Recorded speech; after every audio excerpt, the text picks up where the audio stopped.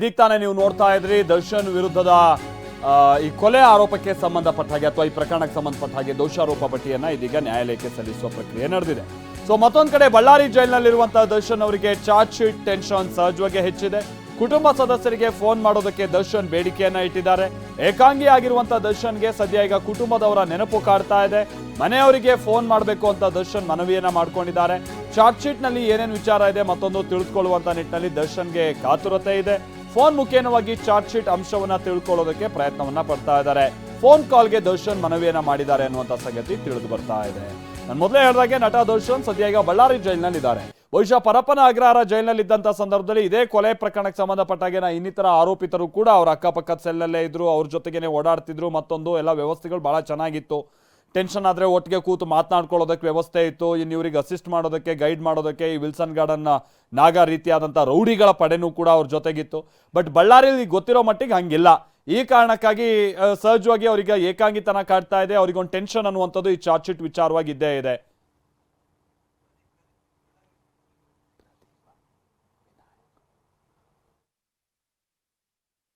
ನಮ್ಮ ಪ್ರತಿನಿಧಿ ಇದಕ್ಕೆ ಸಂಬಂಧಪಟ್ಟಾಗೆ ಡೀಟೇಲ್ಸ್ ಕೊಡ್ತಾರೆ. ಬಳ್ಳಾರಿಯಿಂದ ನಮ್ಮ ಜೊತೆಗೆ ನೇರಸಂಪರ್ಕದಲ್ಲಿ ಜಾಯಿನ್ ಆಗ್ತಾ ಇದ್ದಾರೆ. ವಿನಾಯಕ್, ಸದ್ಯ ಏನು ಅಪ್ಡೇಟ್ಸ್ ಗೊತ್ತಾಗ್ತಾ ಇದೆ? ಸಹಜವಾಗಿ ಅವರಿಗೆ ಏಕಾಂಗಿ ಆಗಿರುವಂತಹ ಕಾರಣಕ್ಕಾಗಿ ಇಂಥ ಚಾರ್ಜ್ ಶೀಟ್ ಸಲ್ಲಿಕೆ ಮಾಡುವಂತ ಪ್ರಕ್ರಿಯೆ ಅಂತೆಲ್ಲ ಬಂದಂತ ಸಂದರ್ಭದಲ್ಲಿ ಒಂದು ಟೆನ್ಷನ್ ಅನ್ನುವಂಥದ್ದು ಯಾವುದೇ ಆರೋಪಿಗಾದರೂ ಇದ್ದೇ ಇರುತ್ತೆ. ಬಹುಶಃ ದರ್ಶನ್ ಅವರಿಗೆ ಆ ರೀತಿಯಂತ ಟೆನ್ಷನ್ ತುಸು ಹೆಚ್ಚೇ ಇರ್ಬೋದು ಅಂತ ಕಾಣಿಸುತ್ತೆ.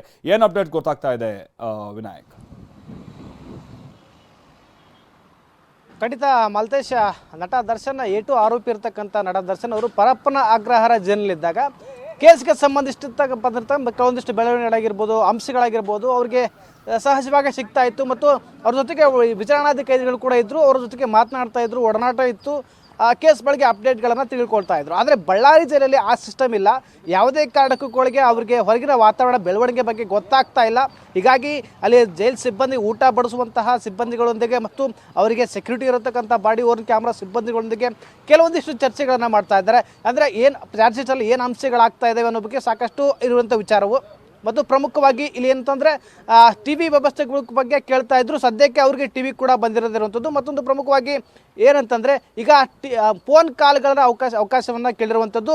ಫೋನ್ ಕಾಲ್ ಅವಕಾಶ ಸದ್ಯದಲ್ಲೇ ಸಿಗಬೇಕು ಅನ್ನೋ ಕೂಡ ಈಗಾಗಲೇ ಸಾಕಷ್ಟು ಮನವಿ ಮಾಡ್ಕೊಂಡಿರ್ತಕ್ಕಂಥ ದರ್ಶನ್ ಅವರು ಅಂದರೆ ಕೇವಲ ರಿಜಿಸ್ಟರ್ ಆಗಿರ್ತಕ್ಕಂಥ ಫೋನ್ಗಳಿಗೆ ಮಾತ್ರ ಅವಕಾಶ ಕೊಡ್ತಾರೆ ಅನ್ನೋ ನಿಟ್ಟಿನಲ್ಲಿ ಕೂಡ ಸಾಕಷ್ಟು ಒಂದು ರೀತಿ ವಿನಮ್ರವಾಗಿರ್ತಕ್ಕಂಥ ಮನವಿಯನ್ನು ಮಾಡ್ಕೊಳ್ತಾ ಇದ್ದಾರೆ. ಜೊತೆಗೆ ಈಗ UTP ಕೈದಿಗಳಿಗೆ, ವಿಚಾರಣಾ ಕೈದಿಗಳು ಏನಿರ್ತಾರ ಅವರಿಗೆಲ್ಲ ಫೋನ್ಗಳ ಅವಕಾಶ ಇರುತ್ತೆ. ಆದರೆ ಮಾತಾಡೋಕ್ಕನ್ನ ಮುಂಚಿತವಾಗಿ 3 ನಂಬರ್ಗಳ ಅವಕಾಶ ಇರುತ್ತೆ. ಆ 3 ನಂಬರ್ಗಳನ್ನು ಮೊದಲೇ ರಿಜಿಸ್ಟರ್ ಮಾಡ್ಕೋಬೇಕು. ಮತ್ತು ಅವರು ಮಾತನಾಡುವಂಥ ಪ್ರತಿಯೊಂದು ಕಾಲ್ಗಳು ಎಲ್ಲವೂ ಕೂಡ ರೆಕಾರ್ಡ್ ಆಗ್ತಾ ಇರ್ತದೆ. ಜೊತೆಗೆ ಫ್ಯಾಮಿಲಿ ಸಂಬಂಧಪಟ್ಟವಂತರಿಗೆ ವಕೀಲರೊಂದಿಗೆ ಮಾತನಾಡ್ಬೋದು.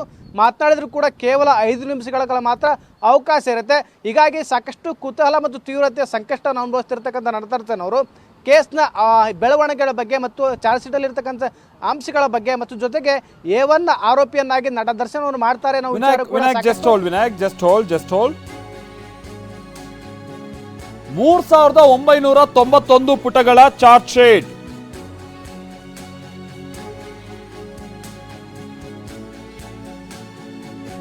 ಇನ್ನೂರ 31 ಸಾಕ್ಷಿದಾರರ ಬಗ್ಗೆ ಚಾರ್ಜ್ ಶೀಟ್ ನಲ್ಲಿ ಉಲ್ಲೇಖ.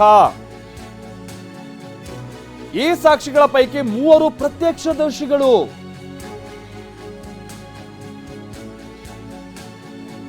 ಚಾರ್ಜ್ ಶೀಟ್ ಬಗ್ಗೆ ಪಶ್ಚಿಮ ವಿಭಾಗ ಪೊಲೀಸರಿಂದ ಸಿಕ್ಕಿರುವಂತಹ ಮಾಹಿತಿ: 10 ಕಡತಗಳು, 7 ಸಂಪುಟ ಒಳಗೊಂಡಂತ ಚಾರ್ಜ್ ಶೀಟ್ ಸಲ್ಲಿಕೆ ಮಾಡಲಾಗಿದೆ.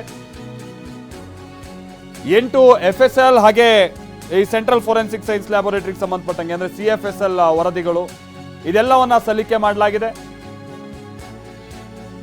3991 ಪುಟಗಳ ಚಾರ್ಜ್ ಶೀಟ್.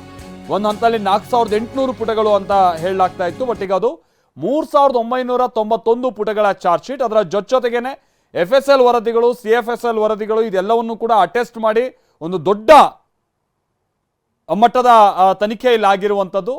ದೋಷಾರೋಪ ಪಟ್ಟಿಯನ್ನ ಸಲ್ಲಿಸುವಂತ ಸಂದರ್ಭದಲ್ಲಿ ಅದೆಲ್ಲ ಡೀಟೇಲ್ಸ್ ಅನ್ನ ಕೂಡ ಮಾಹಿತಿಯನ್ನ ಒಳಗೊಂಡಂತ 3991 ಪುಟಗಳ ಚಾರ್ಜ್ ಶೀಟ್. ಅದರ ಜೊತೆಗೇನೆ ಇನ್ನಿತರ ವರದಿಗಳು, FSL, CFSL ಈ ತರದ ವರದಿಗಳನ್ನು ಅಟೆಸ್ಟ್ ಮಾಡಿ ಸದ್ಯ ಆ ಚಾರ್ಜ್ ಶೀಟ್ ಅನ್ನ ಈಗ ಸಲ್ಲಿಸುವಂತ ಪ್ರಕ್ರಿಯೆ ನಡೆದಿದೆ.